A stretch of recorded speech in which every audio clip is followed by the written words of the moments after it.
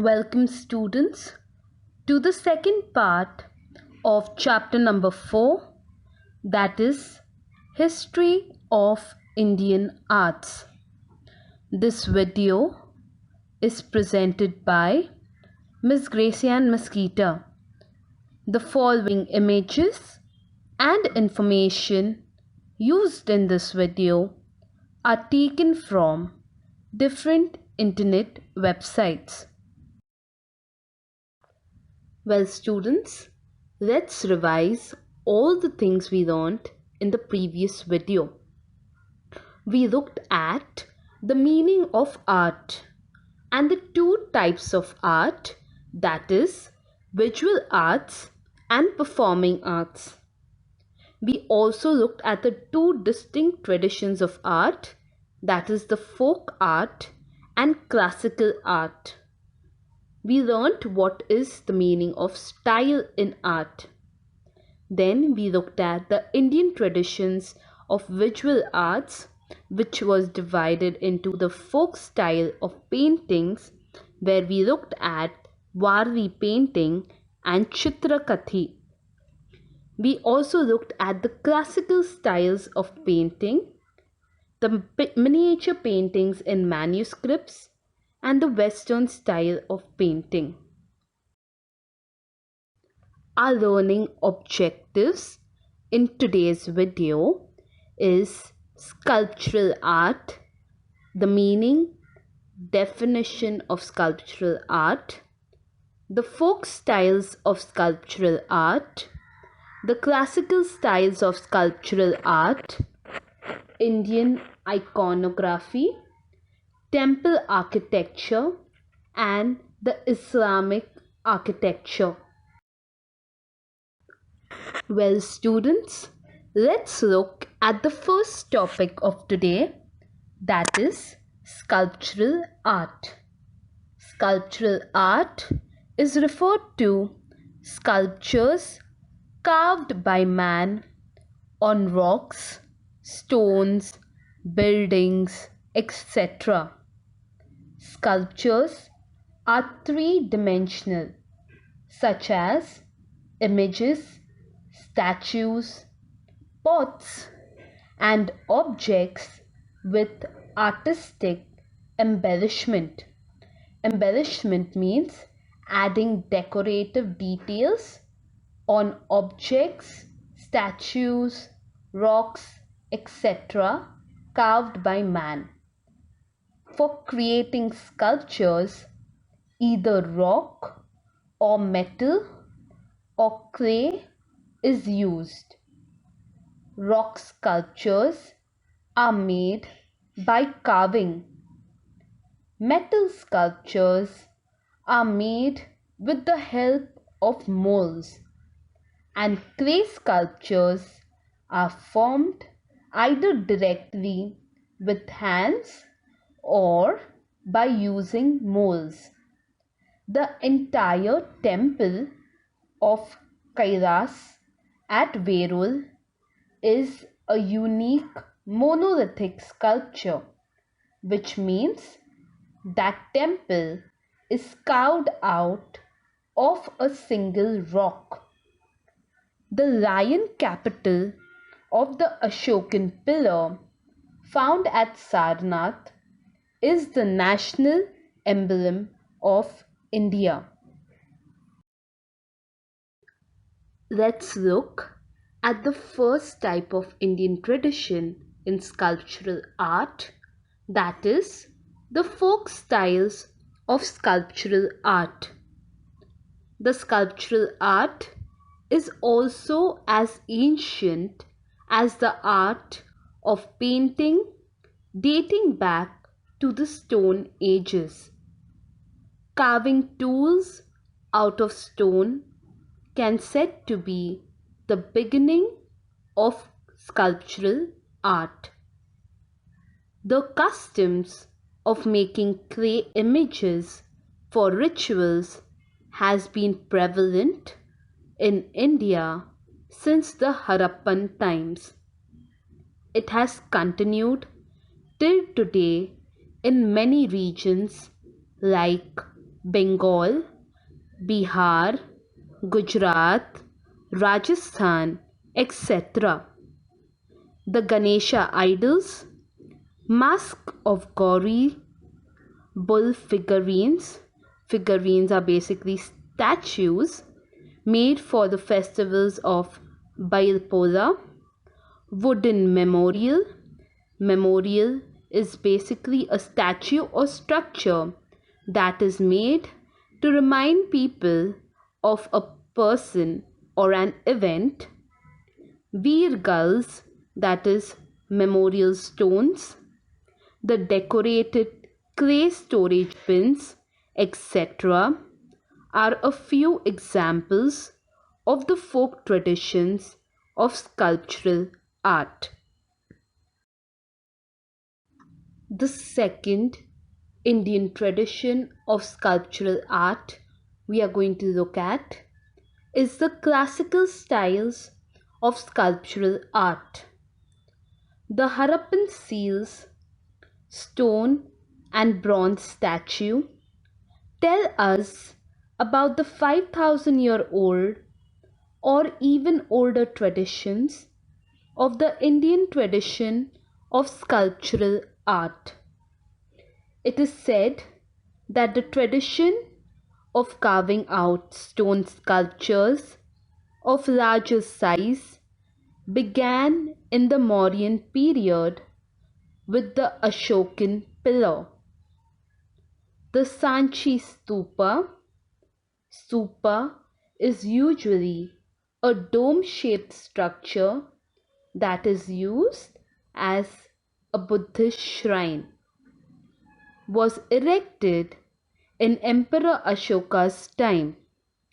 However, the beautiful sculptural embellishments of the stupa are supposed to be the later additions. The sculptures at Bharat are testimonies of the continuous development of sculptural art in India. Bharat is a place in Madhya Pradesh. Buddhism was spread far and wide in many countries outside India. The tradition of erecting Buddhist stupas began in those countries as well.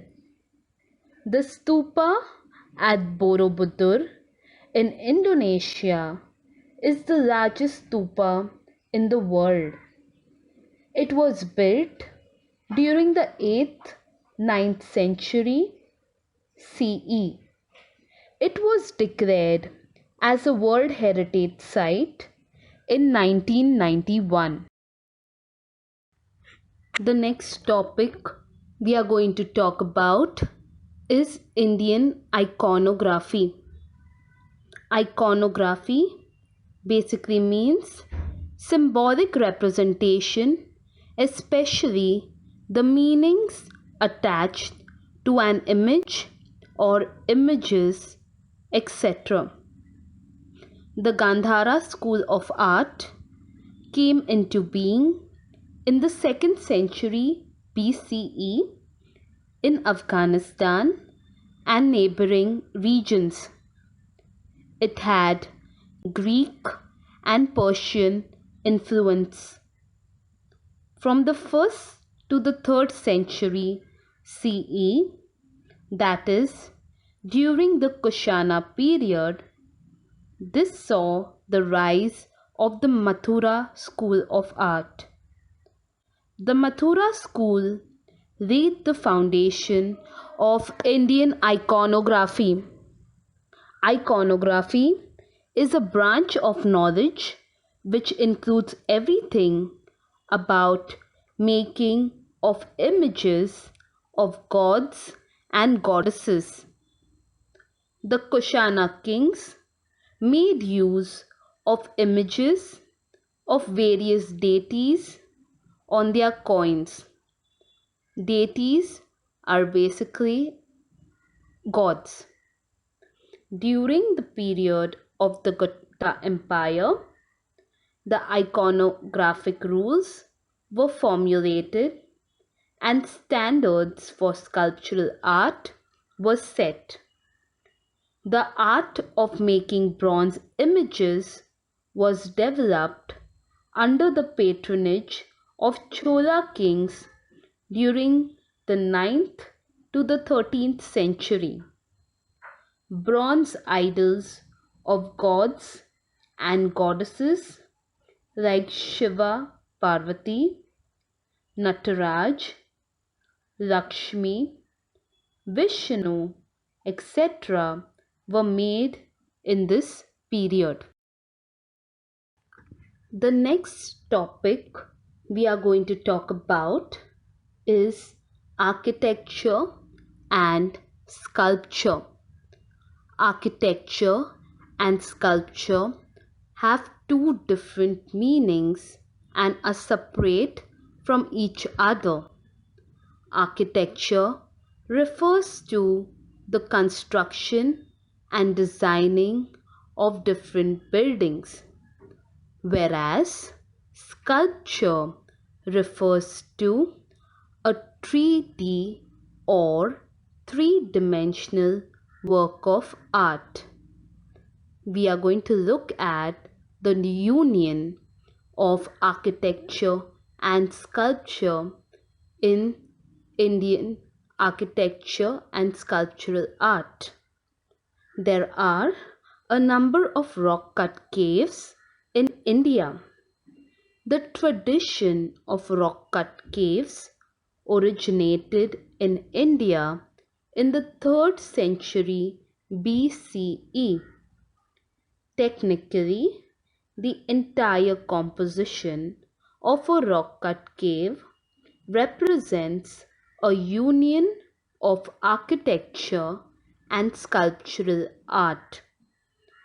Its entrances, interiors with its carved columns and images are excellent specimens of sculptural art. Specimens means samples.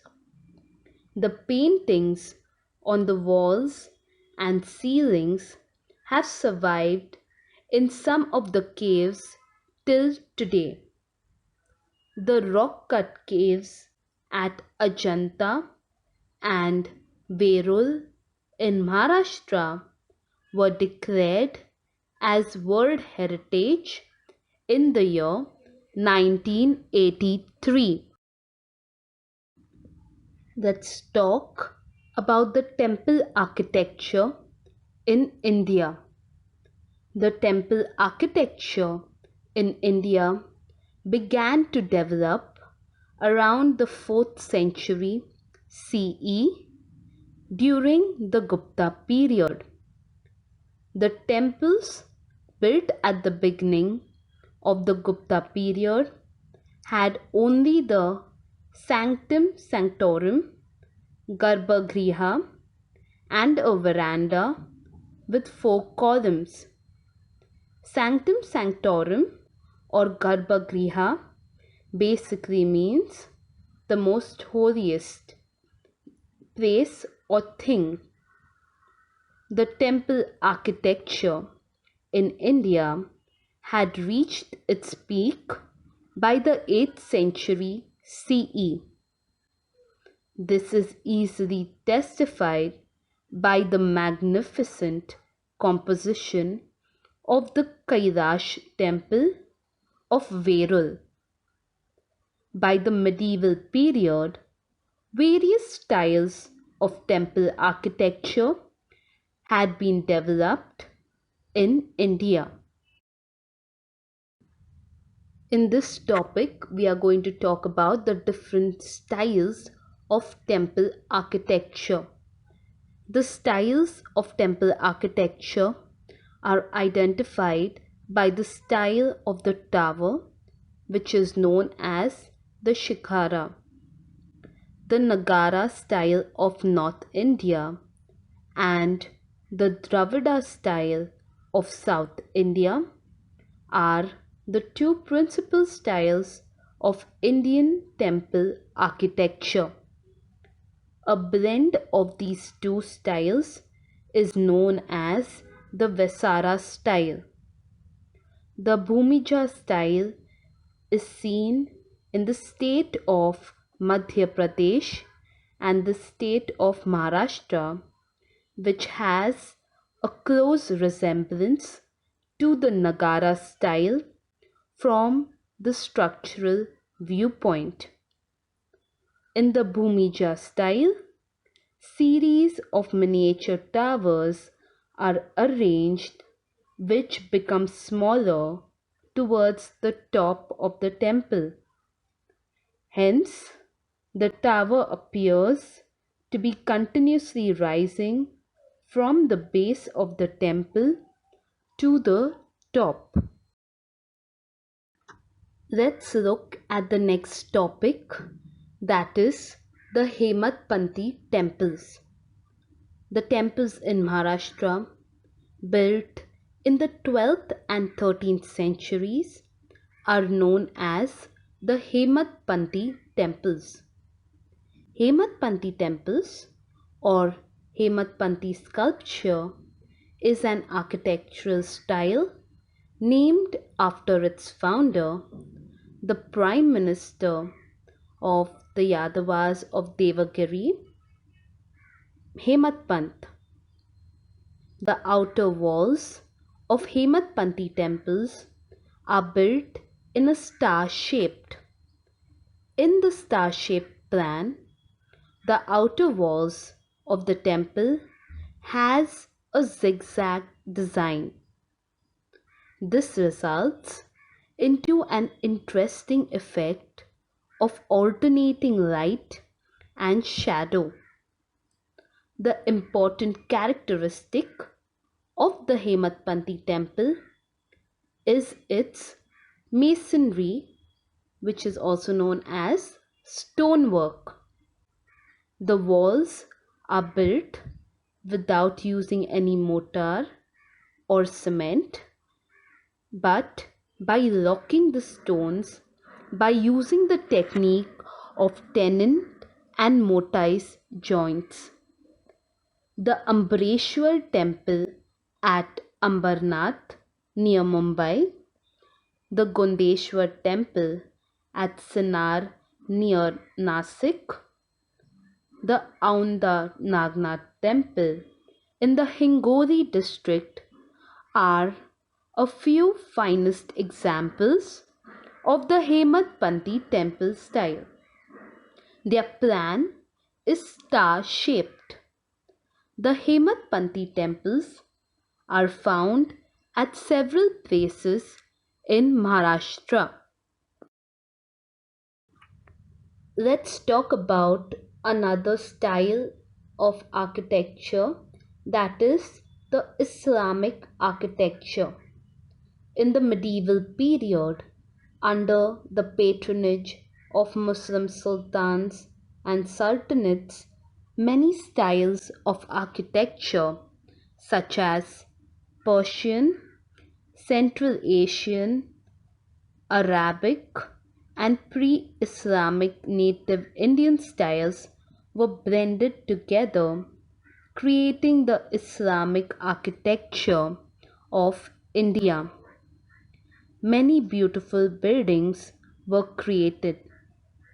Although there were many Islamic invasions in India, it was in 1206 that Islamic political power was established in India for the first time by Qutbuddin Aibak.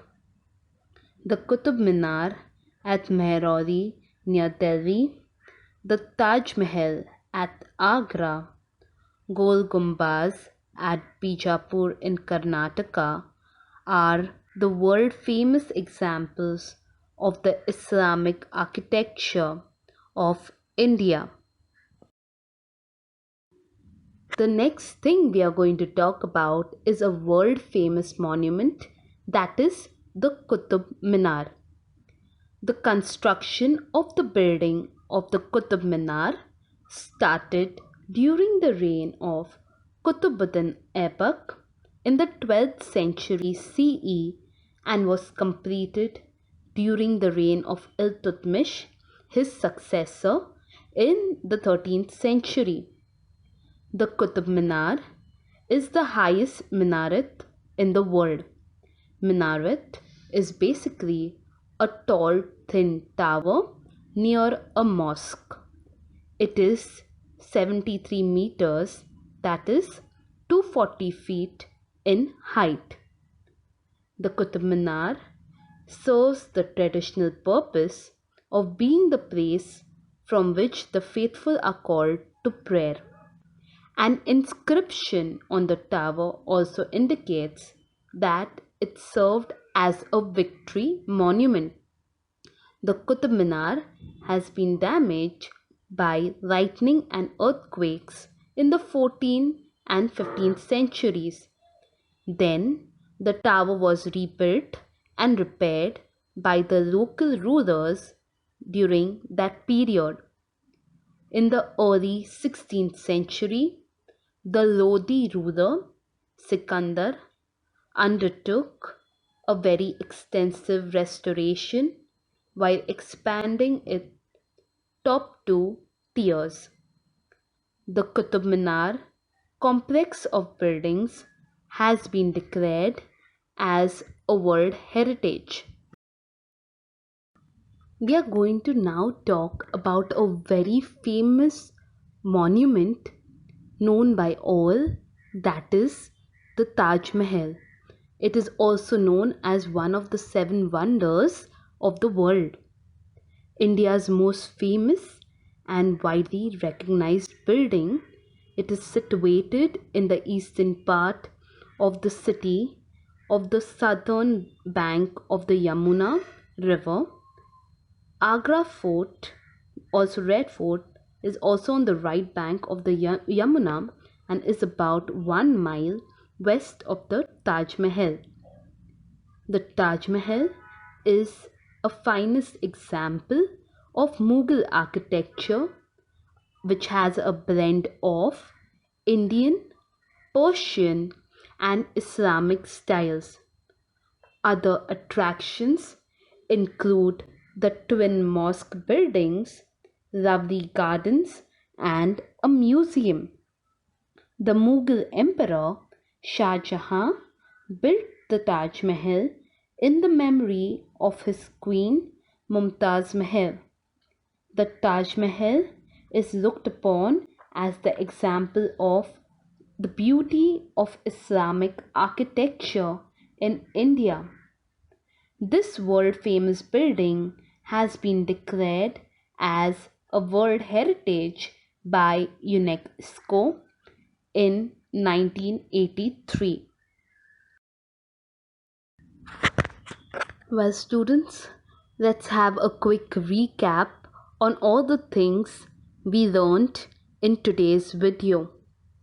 We looked at what is sculptural art, the different types of sculptural art, that is the folk style and the classical style, comprising of different types of sculptures with its distinct designs and features. Then we also spoke about the architecture and sculptural art in India. There are many examples of architecture and sculptural art. One main example we spoke about is the temple architecture, which represents both the architecture and sculptural art. We spoke about the Hematpanti temple as well. Then we also spoke about the Indian iconography, what is iconography, and how it plays a major role in understanding man during ancient times. We also looked at Islamic architecture and its development in India. We looked at two main monuments, that is the Qutb Minar and the Taj Mahal. Let us now see how much you remember from this video. The first question is, explain the characteristics of Islamic architecture in India and give examples. So we know that children in the medieval period, under many Muslim rulers, many styles of architecture were developed. That is, the Persian, Arabic, Central Asian, pre Islamic native Indian styles were blended together, creating the Islamic architecture of India. And there are many examples of the Islamic architecture in India. The Qutub Minar, the Taj Mahal, Gol Gumbaz, etc., are some of the few examples of Islamic architecture. The next question is, write a short note on architecture and sculpture.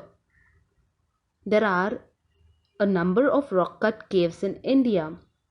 The tradition of rock cut caves originated in India in the 3rd century BCE.